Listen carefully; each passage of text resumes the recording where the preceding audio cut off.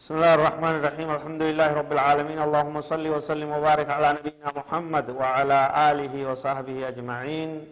دعوتك إنك بجمع السلام عليكم ورحمة الله وبركاته بغنغان دفتن ترتين تيسن نوجهاتاتو كن كتا كدا تقفى أحكام الصيام سير برنوتا صومنا خنجو اتدهادا فائدة في حكمة صومنا الرا دبچا تريرو دبر كيست سنما اتفوفنا وأن الصيام يربي الإرادة على اجتناب الهوى والبعد عن المعاصي إذ فيه قهر للطبع وفطم للنفس عن معلوفاتها صومني فائدة إنك برا لبوتي هچوچه انجفتشو سيغرغان lubbuute takkan wasiin bobbaatu dhaabbat halkan nyaadhu dhugi barii dhiisi hin dhugin hin nyaatin ajaju cancala itti keeysee lugaam itti keeysee sirreeysitee lubbuu tee tan kara rabbii oofu jechu lubbuun tee siin deemu osoo hin ta'in ati isiin deemu kana irratti si gargaaraa jechuu soomanni fedhii lubbuurraa akka fagaattu si godha yeroo lubbuun kennaa jettetti kennu yeroo isin nyaata jettetti darbuu yeroo isin dhugaatii jettetti naquu kun sirriidhaa miti jechuudha lubbuun teessiif ajajamuu qabdi ati lubbuu teetiif nafsee teetiif ajajamte taanaan kasaarte jechuudha soomanni akka lubbuu tee injifattee uf jala ooftu si godha si gargaara akka hawaa fedhii lubbuurraa fedhii lubbuu ufirraa qabdu si gargaara walbu'udi anil ma'aasi jechumaan dabree kana booda maaltu jira dilirraa akka fagaattu si gargaara dilirraa akka fagaattu namni beela'ee ka dheebote ufiifuu shaakala biroo seene jechu waa'ee badii adda addaa oofuu munkaraa ta'an jibbamaa oofuudha yeroo ittiin qabu jechu isaafuu mijjatu jechu qabsoo qoonqoo tanaa wajji qabsoo godhu jira jechu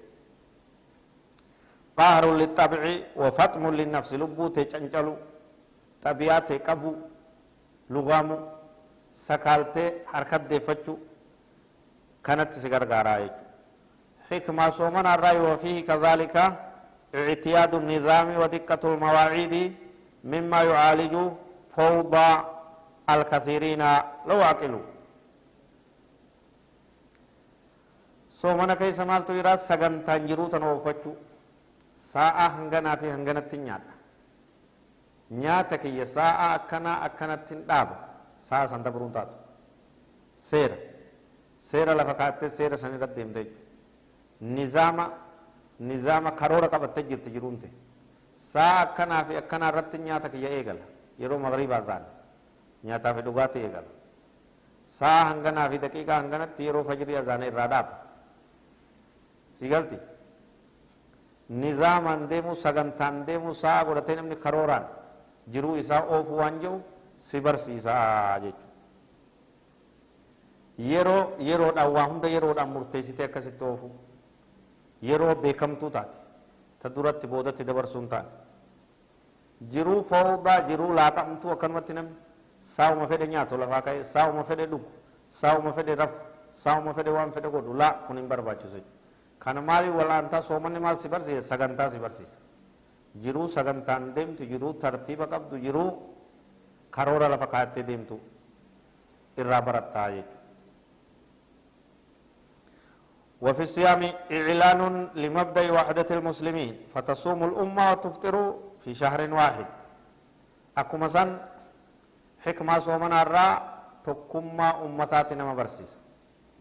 تكما أمتات مركنيس وبلما تكما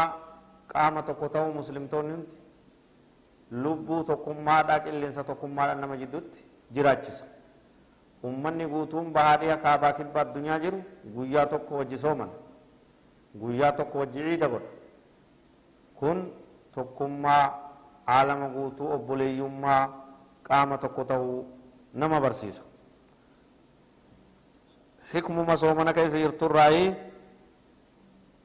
وفيه فرصة عظيمة للدعاة إلى الله سبحانه فهذه عقيدة الناس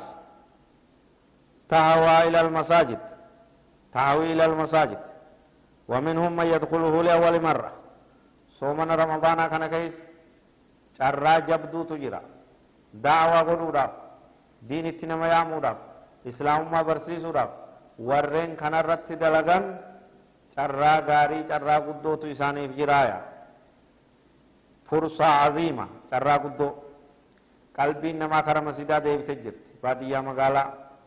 qalbiin namaa kara rabbii deebite jirti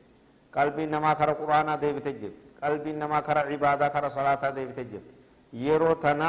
chaarji godhanii qalbii muslimtootaa iimaanaan guutuu daawaan guutuu gorsaan guutuun itti gaafatamummaa gahee warreen diin nama barsiisaniitiya imaamman ulamaa'ii du'aata hundi isaanii carraa guddoo argatanii jiraniyya nama amma masjida guute kanarra ka yeroo duraafaa seenuutu jiraa jechuu rabbiin rahmata godheefi kaama dura masjida quban qabu kun wal'aansa guddaa badada guddaa dawaa guddaa fedhaa jechu irraa laaffisuun ta'u ومنهم من لم يدخله منذ زمن بعيد نما زمن الإيرا مسجد سيني بين جراي ورما يرو سومني دفع مسجد سيني كان رب رحمة في ساني في الله قدم وهم في حال ركة نادرة قلبي نساني كجايبات لافت جرتي يرو من تناك فلا بد من انتهاز الفرصة بالمواعظ المرككة والدروس المناسبة دوبا نمي دعوة قد نمي نما برسيس يرو تنادك بچو برباچس نما قلبين غويدي أمتمي كمسيدة قبانقام كار ربي الله فسي كاسي مسيدة فيد اتقوتو قلبي ذاتنا دعوة وعزي غرصة درسي قلبي ذاتنا اتقوتني أكان نما كان سرريسو قجيلچو برسيسو برباچسايا فلا بد من انتهاز الفرصة بالمواعظ المرككة والدرس المناسبة درسي بكتنا برباچفت وان قلبنا ملافسون چرا كان ركبتني سامتني امتكنا فيدون برباچسا والكلمات النافعة جچوتا غغبابا كم فائدة قبو اچي اچي دربچون برباچسا مع التعاون على البر والتقوى صدى ربي في هجي غاري رت والغرغارو داوچ وعلى الداعية الله ينشغل بالآخرين كليا وينسى نفسه فيكون كالفتيلة تضيء للناس وتحرق نفسها نمني دعوة قدس وفي عبادة ربي جراكا أمة دعوة قدا قرآن كيتس كرا أمة دعوة قدا صلاة كيتر ججباتشا وفي الرام فتي على قفن دلغ على قفن حجد ديو جتي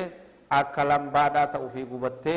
تكاوشا مادا أمة إبسطو تاتا أكسو نمبر باچس وفيس فيدي أمة فيدي برنوني كنيتي ففان فقاتنا هذا والله أعلم وصلى الله وسلم وبارك على نبينا محمد وعلى آله وصحبه أجمعين والسلام عليكم ورحمة الله وبركاته